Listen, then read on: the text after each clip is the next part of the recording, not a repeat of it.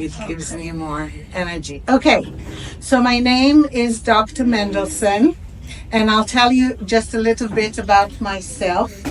I came to Five Branches in 1998 to what I was thinking will be only 2 years, and then I go back to my home country. I came as an international student, and here I am, 2024, many years after, and I'm still at Five Branches.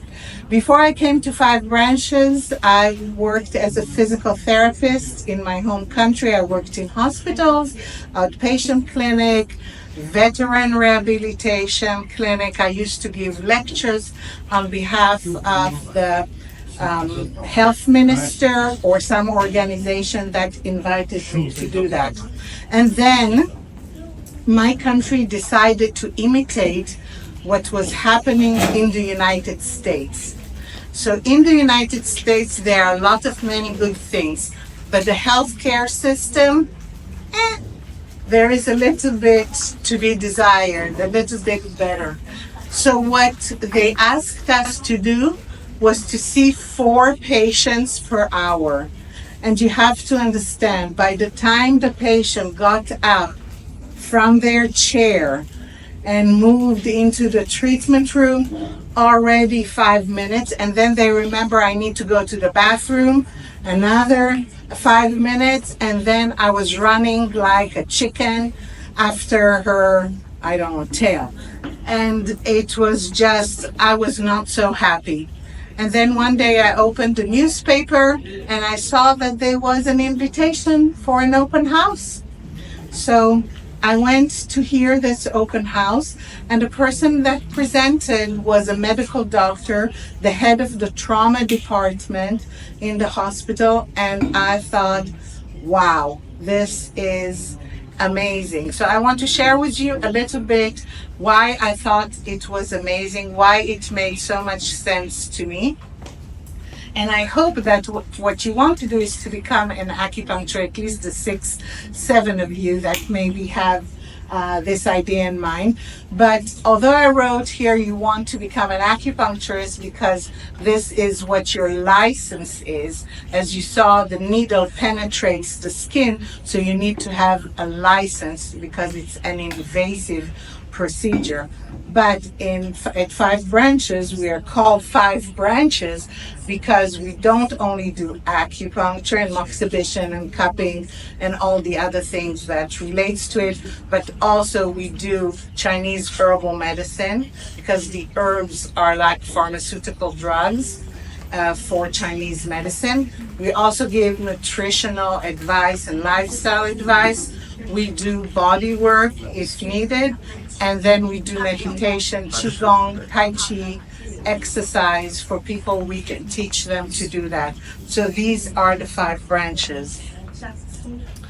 So we're going to talk very quickly. I see that Ching Chi already did that, so I'm going to be very brief. I have only half an hour, and then we're going to talk what it takes to become a practitioner, why to come to Five Branches. There are other schools in California. After my lecture, there is going to be this Dr. Yao, where they're going to talk there more, him and another student, about the career options.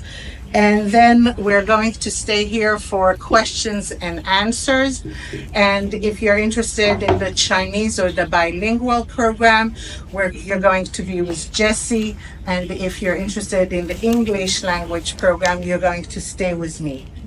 Okay, so the first thing that was fascinating to me was the fact that we are actually a reflection of the universe around us. So everything, for an example, everything is born, grows, mature, declines, and then die. It doesn't matter if it's a mountain after earthquake that happens close to Hawaii, you know, they have a mountain that comes out, or if it's a star, or if it's an animal or plant or us human. And one of this example that I brought here was, this is a cell in a brain of a rat, and the other picture is the galaxy the galaxies that you can see in the universe. I had a patient that was a professor of astrophysics, and I asked him how many solar systems are in the Milky Way. We are in the Milky Way galaxy, and he said billions, billions of solar system only in our galaxy, and there are so many galaxies. Can you just get this in your head? But I hope that you can see. So this is a group of astrophysicists that took a picture of the universe. This is a cell of a brain with the nucleus and the different axons that comes out. Can you see the resemblance? And there are many, many, many other resemblance of this as well.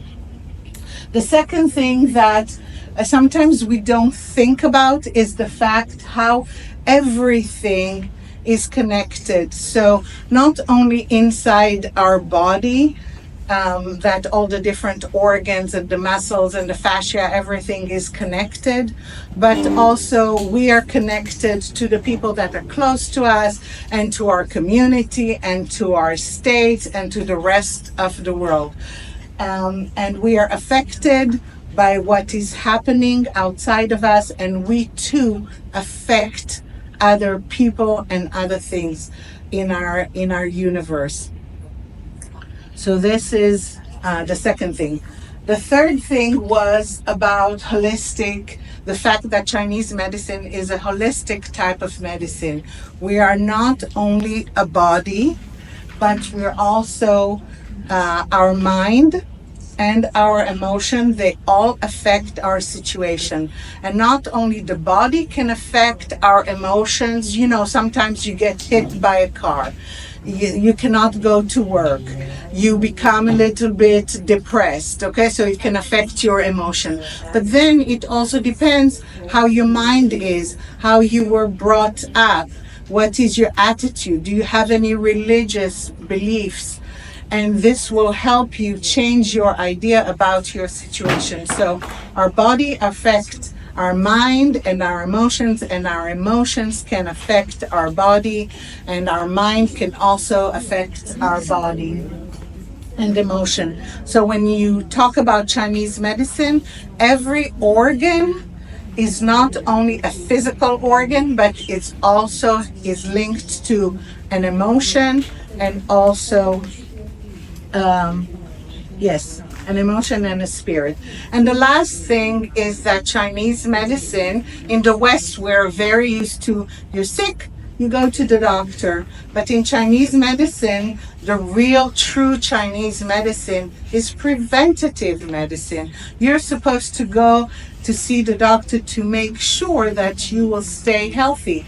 So in old time China, the doctor village was sponsored by the people who lived in the village. They would pay him a salary, and his job was to make sure that everyone will be healthy. If he knew that it's allergy season or cold and flu season, he would make soups for them, and they will have to take them. He would teach them exercises to maintain their health. And if they got sick, he was supposed to treat them for free, because it means he didn't do his job right. Or maybe they didn't follow his advice. This also happens. So from there, if you want to become a licensed acupuncturist and herbalist, and you would like to attend 5 branches in order to study, in the state of California, we are primary healthcare providers. When I say primary healthcare provider, it means that you can see patients without the need to get a referral from a doctor. You can send your patients to get x-rays and lab tests. So you have a lot of responsibility and liability. It's not a short and quick, program that you go through. So we have different degrees. The degree that we are presenting here today is the first professional degree. And you can choose whether you want to do the master's degree or the doctorate degree in acupuncture and herbal medicine, or if you just want to study acupuncture. If you want to study just acupuncture, you should know that this is not relevant for people who want to stay and practice in California. In California, you must know herbal medicine as well. So you have the option of the master's or the doctorate. The difference between the two programs is the length of the program, the how much it costs, and the title that you earn at the end. We have two campuses. Today you're here at the San Jose campus. We have another campus also in Santa Cruz, and I live in Santa Cruz and I work in Santa Cruz, but I take care of the people who want to come to the San Jose campus and go into the English speaking program. So what do you need in order to get into the school? If you want, the minimum requirement is 2 years. If you have only 2 years of prior education, college, like an associate degree, you qualify to enter only into the master's level program. If you want to go into the doctor level program, you must have at least 3 years of college. Most of our students have at least a bachelor's degree. Some of them have masters, and a few have also PhD programs. So how long is the program? So if you go into the master's program, it will take you 3 years if you accelerate. 4 years is the normal time, but you can accelerate to 3 years. And if you need to extend, you can stay for 6 years. If you want a doctorate degree, unless you're a doctor before or somebody from the medical profession, it will take you 4 years, and you can extend it up to 6 years. So I'm going to give you here the breakdown of the program, and I think that you guys received from Jesse and Jane, you received the program outline. And what I brought here is the bigger program, but the proportion are approximately the same. It doesn't matter if you study the master's or the doctorate, the proportions are the same, just less hours. So as you can see, the majority, 40%, is what we call the TCM, Traditional Chinese Medicine, core classes. And the core classes means you go over theory, you study acupuncture, herbal medicine, and clinical medicine. When I say clinical medicine, not clinical training, but the different department of medicine. So internal medicine, gynecology, orthopedics, pediatric, dermatology, things like this. So this is 40% of the program. 30% of the program is clinical training. And we start clinical training at 5 branches from your first week at school. And I know when I came to 5 branches, I thought these people are crazy. Why are they having clinical training the first week in school? Because when I went through medical school, first you study theory, then you go and you do clinical training. This is what's my logic. But then I saw when I was the TA, and after that when I started teaching, I saw at the beginning you just observe. You don't do what Ching Chi did, on the patient. You just look. But you absorb. We're like a sponge. You sit, you studied in the theory classes about this tongue and this pulse and this diagnosis, and then you come and you sit on a patient. So it's not just book memorization, but it comes to life with your patient. You can see it, you remember it much better. And I was shocked to see. I remember one of the students, I spoke about the disharmony between the spleen and the heart. And the student said, "Oh, do you give them Guipitang formula?" And she was first semester student. And I said, "Oh, how do you know that?" And she said, "Well, we had a patient and they had this disharmony and the teacher gave them Guipitang for their insomnia." I said, "Fantastic. This is great. So first semester students, she knew already which herbal formula.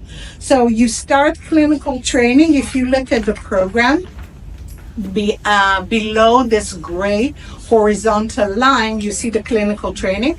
So you start with what we call theater. Okay, theater means bigger group. It's not, we don't have patients that are, actors or something, not like this. It's not Seinfeld.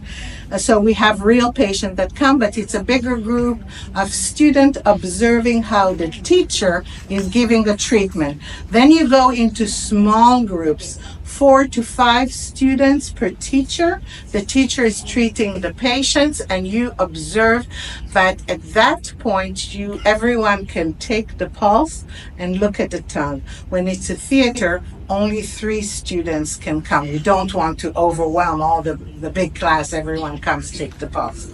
So after you do that, then when you get to the end of your second year, you actually start treating patients.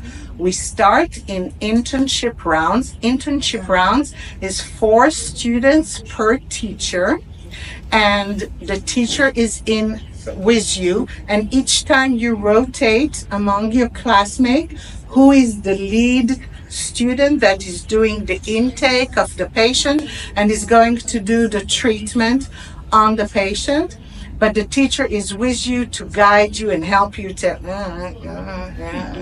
the point is here, do it correctly. So you do that for a while. So sometimes in the internship rounds, you are the lead student. Sometimes you are assistant and observer, and you rotate. And then after you do that for 6 sessions, then you move to internship. Internship is 4 students or 5 students per teacher.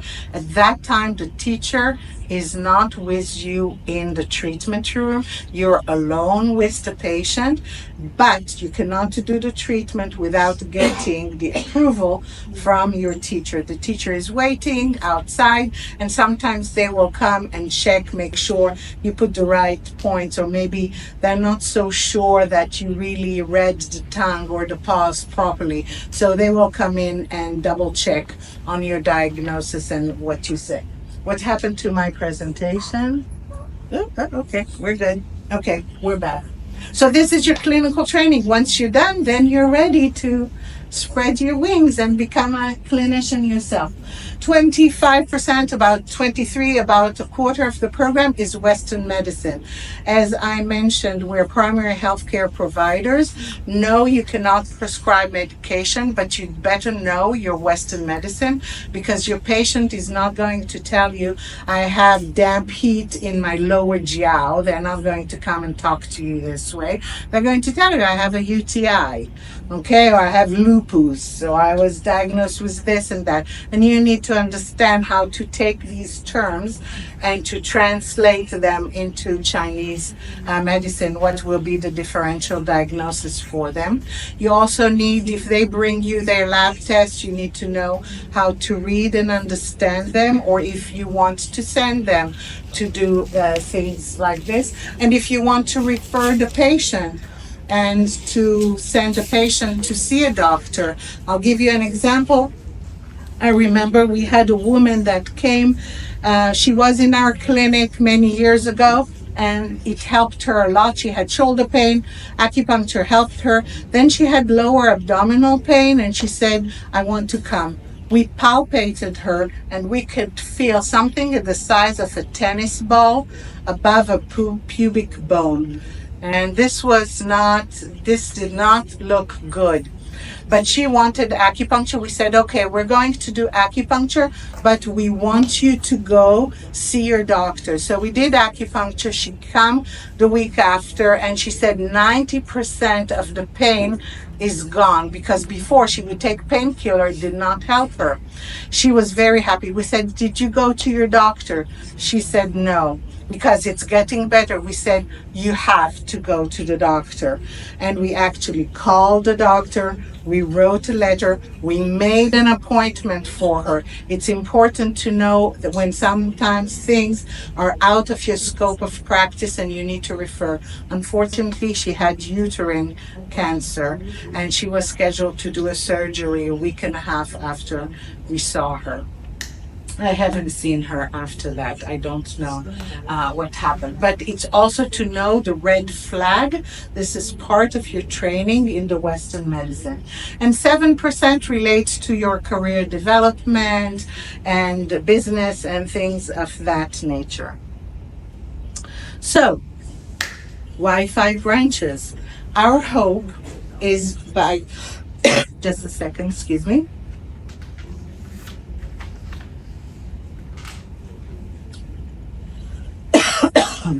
That when you graduate, you become like this. I don't know how to read it. This is a calligraphy of Joanna Zhao, our academic dean and one of the founders. And why to come to 5 branches? Well, it's like real estate. The main reason when I ask students, when I interview them, why did you choose 5 branches? I wanted to say, oh, your teachers, I heard you're so good. But the truth is, people take location, like in real estate, location. It's convenient, it's close to where you live. And if you know Santa Cruz, it's beautiful down there. This is why I came there in 1998 and I'm still there in Santa Cruz. And our campus is located just across from the ocean. You walk and you get to the ocean. The second thing that I hear, and this makes me really proud, is our reputation. And when I ask, they say that they heard it from their acupuncturist. And when I ask, is it because your acupuncturist is a graduate of 5 branches? And they say no. But they went to a seminar and they met there a graduate of 5 branches and they talked with them and they got so impressed. So if they're so great, the school where they trained probably is good too. So I'm very proud of that. The faculty that you have, you saw one of them, Dr. Ching Chi. You're going to see also Dr. Robert Yao if you stay afterwards for the career. We have the majority of our faculty also worked in hospital. They have hospital experience.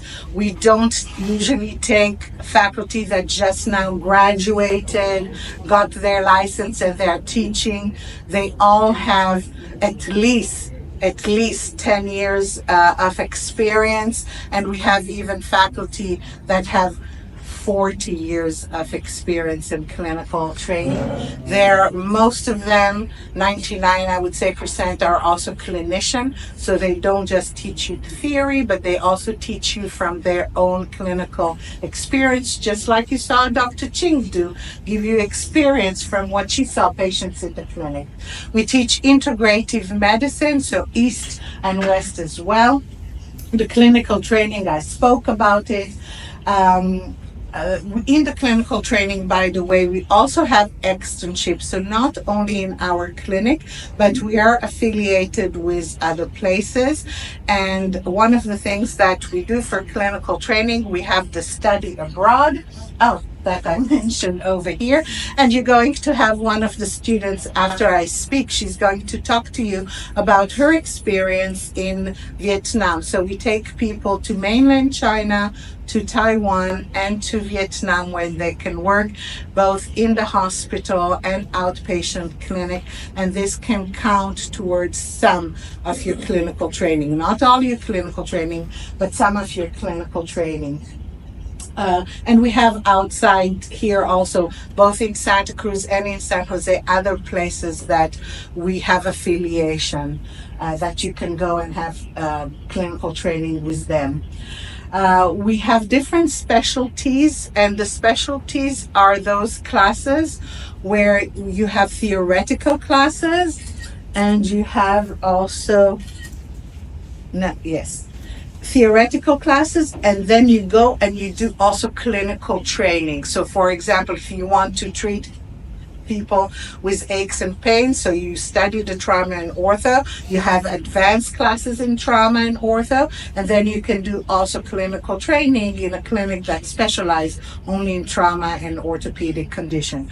We have medical qigong programs. So this is treating patients with energy work. This is especially good for cancer patients because sometimes doctor tells you, oh, I don't want you to take herb, maybe it's going to be bad with together with the chemotherapy. No, no, no, no, no. They don't want the acupuncture sometimes, so you can do energy work.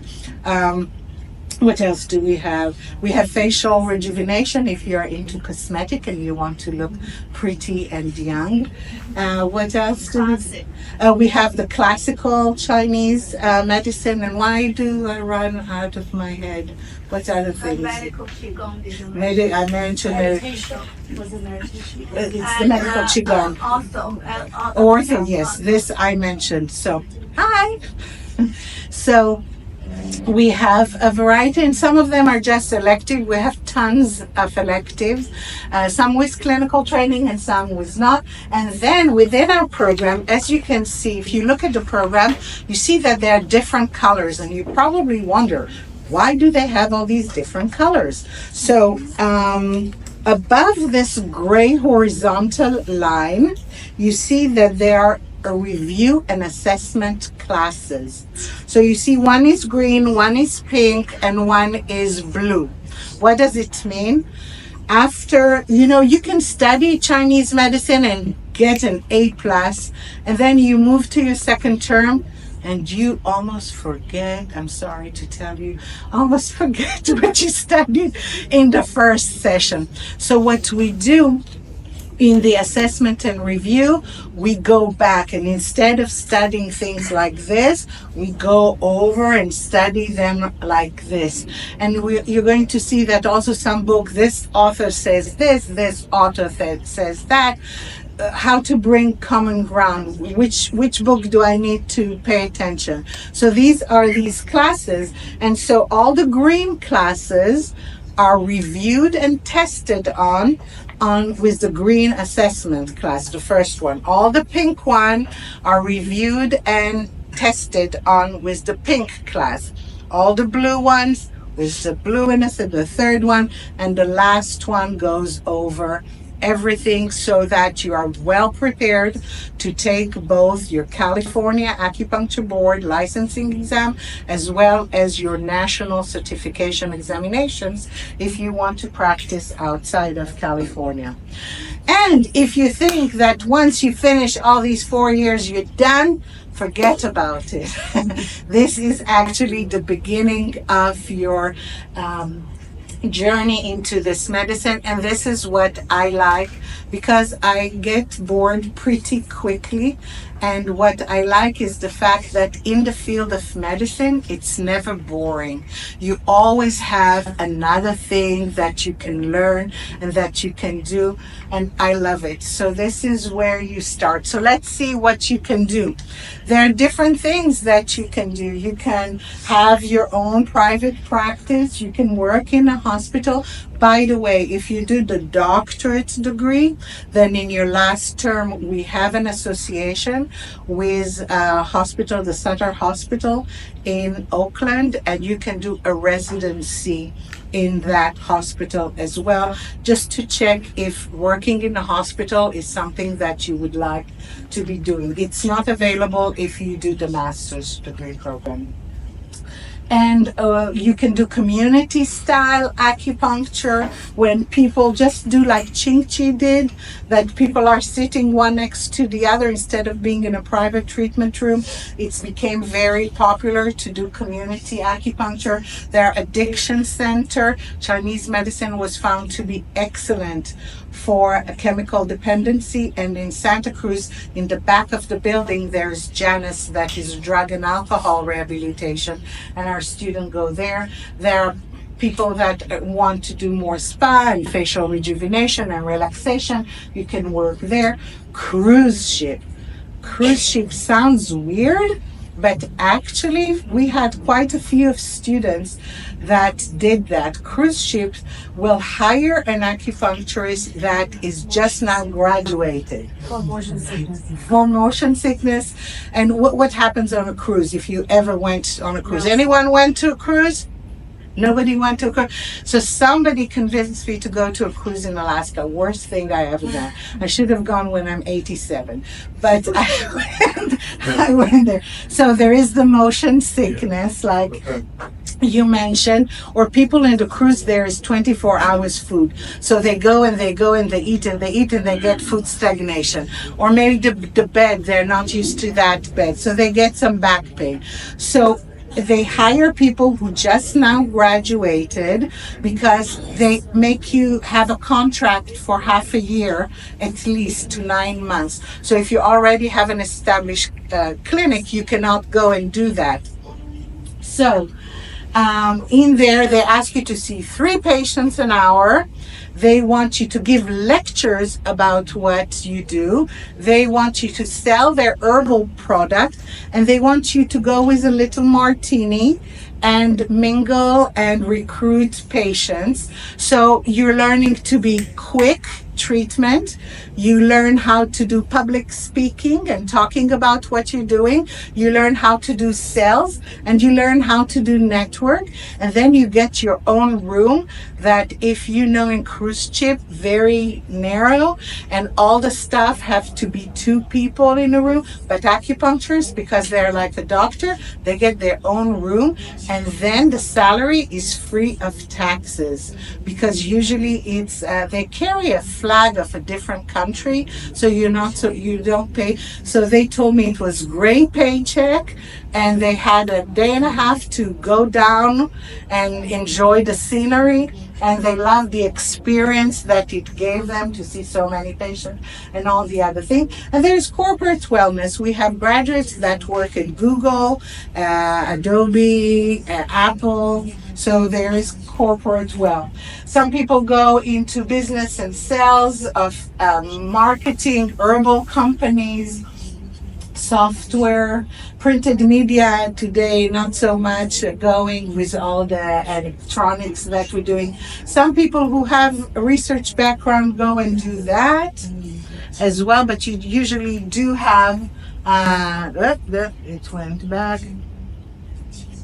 And some people also go into politics, and we need them to go into politics because a lot of people like what we're doing, and some people are trying to steal what we're doing and call it dry needling. I was asked by one of my patients, they said, the doctor said that they can do dry needling. What is the difference between your acupuncture and the dry needling? I said, because usually needle, it's injection, so you get wet with fluid. So they do acupuncture, but they call it dry needling. But I told them they study only 200 hours. We study 3,500 hours. Very different type of level of education. They learn, you have pain here, put needle here, put needle here, put needle here. They don't learn how to do differential diagnosis. She said, I keep coming to you. So I was happy. Okay, so you have different options. It depends what you like. It depends if you want to be a general practitioner, you want to do orthopedics. A lot of women health is a big issue. Fertility is a big issue, especially in the Bay Area. People are more into their careers, and they postpone until the time they have a baby. Internal medicine, all the diseases that Western medicine does not have the best answer for it, Chinese medicine usually has better options. And there is also veterinary acupuncture, but for that you usually need to work under veterinarian doctor. You cannot do it yourself. Sometimes I had a patient, she had glaucoma, And then she told me that her dog had glaucoma. And I was like, usually, owner of a dog, would eat something, will give the pet to eat, and then the pet will have the same digestive problem. Never heard that the patient had glaucoma and the dog had glaucoma. I did this. Glaucoma is not contagious. Glaucoma means you have high pressure in your eye. So I gave her some herbs for her pressure in her eyes. Worked fantastic. Her doctor said, whatever you're doing, keep on doing what you're doing. And then secretly, she gave to her dog. She just took the pill and and the doctor was shocked because her veterinarian doctor said he wants to take out the eye of the dog because too much pressure caused pain. And she said the pressure went down. The doctor said, wow, what happened? I told her, I hope you didn't tell. I don't want them to think that I'm doing on them. But if you know and you do on your own pet, I'm not telling, you're not telling, we don't know. Okay, so questions. Do we want to do the question now or do we want first the presentation? We will have we leave the Q&A session later. Okay, after she so let's have. 我们等一下会有一个 Q&A session。那先我们请这位同学就是美琪为